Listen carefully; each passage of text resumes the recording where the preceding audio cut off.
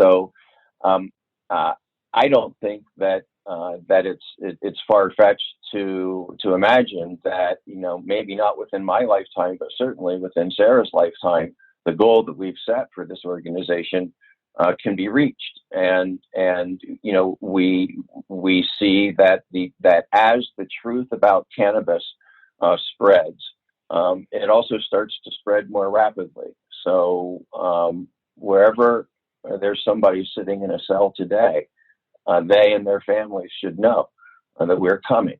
It may take us a while, but we're coming.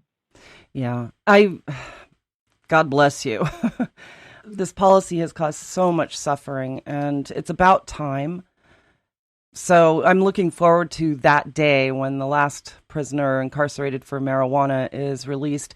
And what about other drugs? I mean, I know you're just starting this and it's focused on marijuana incarceration, but what about the other drugs that really shouldn't amount to criminal penalties? They should be addressing addiction for the opiate epidemic, for example, and the disparity, of course, between crack and cocaine has sort of been addressed already.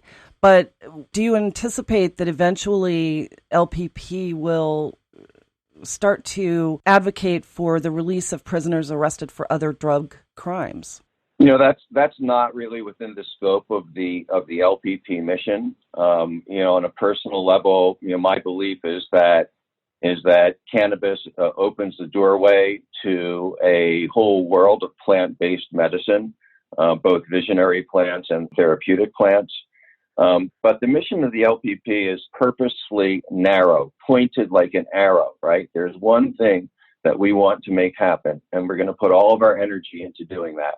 And that's making sure that the very last cannabis prisoner walks out of their cell. After that, we can start thinking about other things. But until that goal is achieved, we're going to stay on it relentlessly.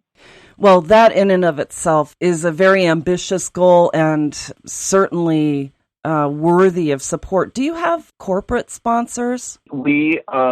Sarah can give you more of an update of where we are on that, but I'm proud to say that the very first corporate donor to the Last Prisoner Project was Harborside Incorporated, and we've received donations from numerous other cannabis corporations, and I think that we are in conversation now with at least one cannabis corporation about some ongoing program work.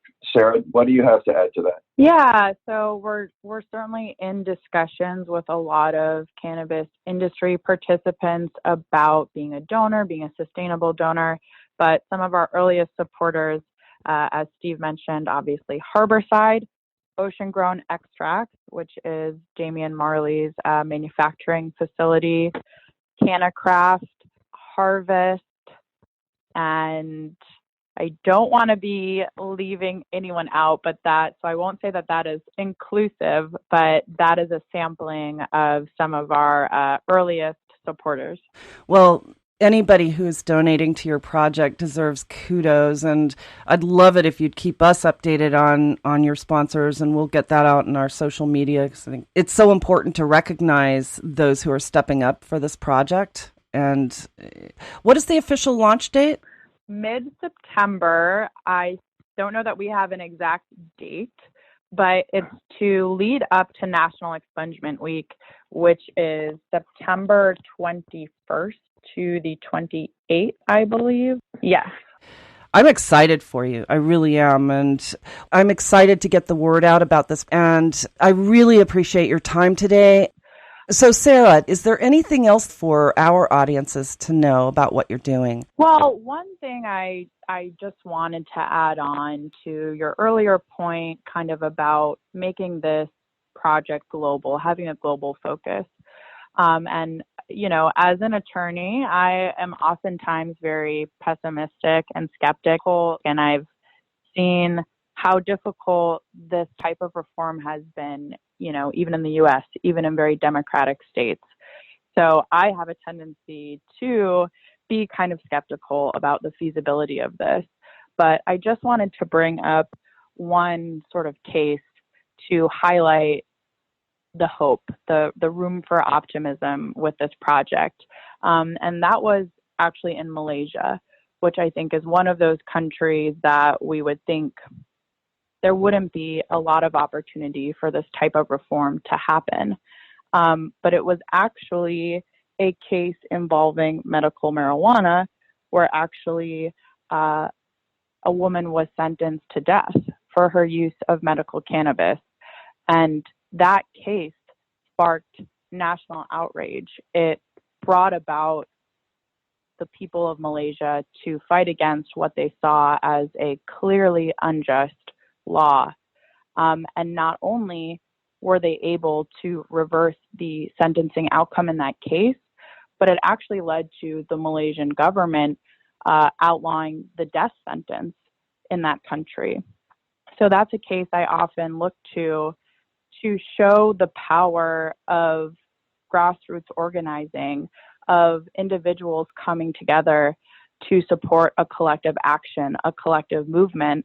And Steve has been a part of that collective action in America around cannabis reform and legalization and bringing criminal justice reform to this mission for decades.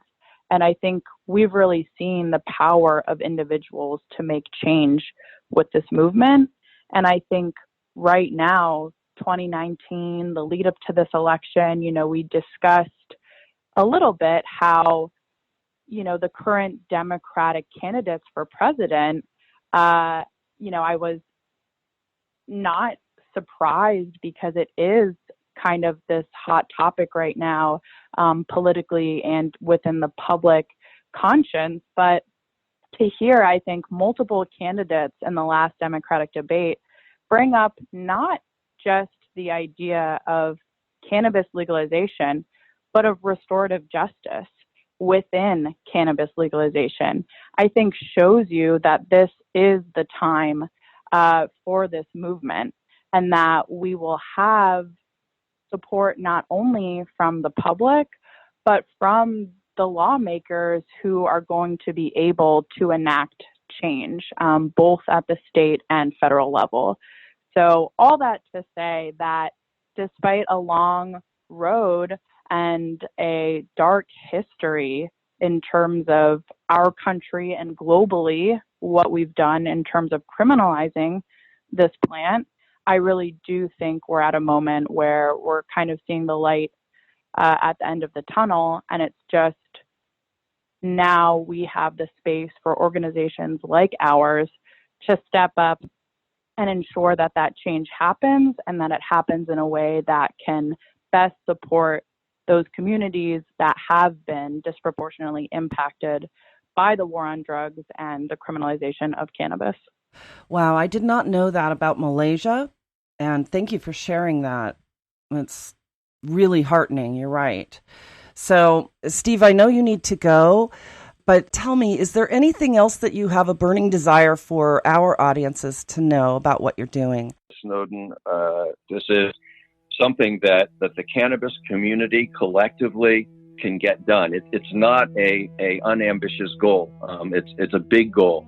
It's not going to be easy, but it's something that we can all do, and it's something that we should do. So I hope that everybody who's listening will go to the Last Prisoner Project website, will join our mailing list, will come to our fundraisers, and work together to bring all of our sisters and brothers home.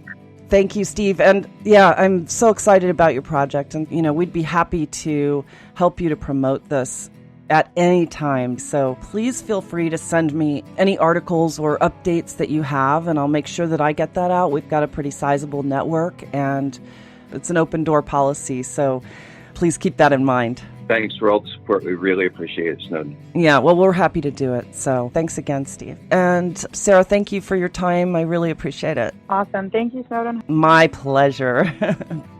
Oh, the time went by so fast, but it is time to bring yet another episode to a close. Once again, I'd like to personally thank my guests, Steve DeAngelo, and Sarah Gersten for sharing their insights and knowledge with us today. If you'd like to learn more about the work that they're doing at the Last Prisoner Project, please visit us online at thecannabisreporter.com. Click podcast to find today's episode, and there you will find their bios along with information about the organization and a link to their website. We have so many people to thank. First, I'd like to express our gratitude for our radio sponsors, Canosphere Biotech. We certainly wouldn't want to be doing this without you.